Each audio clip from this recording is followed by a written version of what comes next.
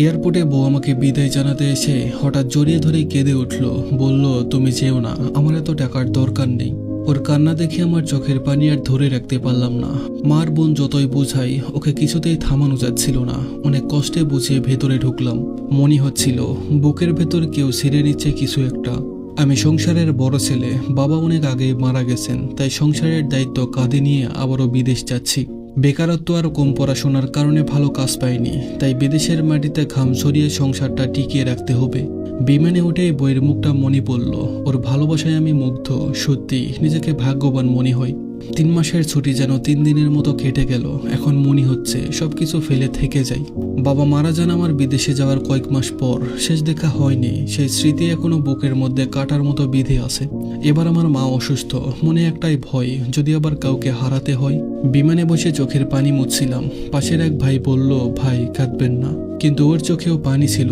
বিমানের চাকা ঘুরতেই বুকটা চিনচিন করে উঠল। এ এক যন্ত্রণা, শুধু অনুভব করা যায়। কাতারে পৌঁছে ফোন দিলাম বাড়িতে। মা বলল, ঠিকঠাক গেছো তো বাবা? আমি বললাম, হ্যাঁ মা।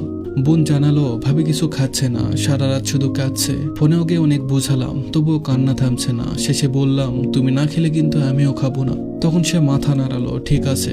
ভিডিও কলে দেখছিলাম কাঁদতে কাঁদতে খাচ্ছে। সেই দৃশ্যটা সহ্য করতে পারছিলাম না, তাই ফোন রেখে দিলাম। কিছুক্ষণ পর আবার ফোন এলো। বোনের কণ্ঠ কাঁপছে।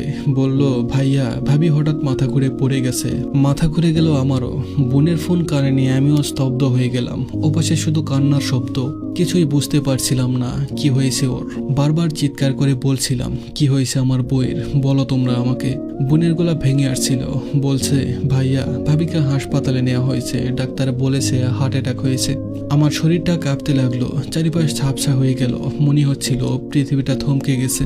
এইমাত্র তো ফোনে কথা হলো, হাসলো, খাওয়ার কথা দিল, তাহলে এত বড় দুর্ঘটনা কিভাবে? রাতভর আমি ঘুমাইনি, চোখের পানি থামছিল না। 1000 মাইল দূর থেকে অসহায়ের মতো শুধু ফোনে খবর নিচ্ছিলাম। সকালে বোনের ফোন, বলল, ভাইয়া ভাবি আর নেই। এই 4টা শব্দে যেন বুকটা ছিন্ন ভিন্ন হয়ে গেল। হাতের ফোনটা পড়ে গেল মাটিতে, কান্না বেড়ে গেল, শুধু নিঃশ্বাস কাঁপছিল। বিমানবন্দরে ফিরে যাওয়ার চেষ্টা করলাম, কিন্তু টিকিট পাইনি। সবকিছু যেন দেরি হয়ে গেল। 3 দিন পর দেশে ফিরলাম। ঘরে ঢুকতেই ওর ছবিটা টেবিলের উপর রাখা। মা বসে আছে নিথর মুখে, চোখের জল শুকিয়ে গেছে। বোন কাঁদতে কাঁদতে বলল, শেষ সময় শুধু তোমার নামই বলেছে ভাইয়া, বারবার বলছে ওকে বলো আমি ওর জন্যই বেঁচেছিলাম। আমি ওর ছবিটার সামনে বসে ভেঙে পড়লাম। বললাম, তুমি তো বলেছিলে আমার এত টাকার দরকার নেই, তবু আমি চলে গেলাম, তোমার কথা শুনলাম না, ক্ষমা করে দিও প্রিয়। ওর আলতো স্পর্শ, হাসি, রাগ সবকিছু এখনো স্মৃতি হয়ে গেছে। বিমানে বসে যেদিন ওর মুখটা মনে পড়ছিল, জানতাম না সেটাই হবে শেষ দেখা। আজও বিদেশের আকাশে তাকালে মনে হচ্ছে যেন ও কোথাও আছে, মেঘের উপরে দাঁড়িয়ে বলছে, ফিরে এসো, আমি একা। ধন্যবাদ সবাইকে।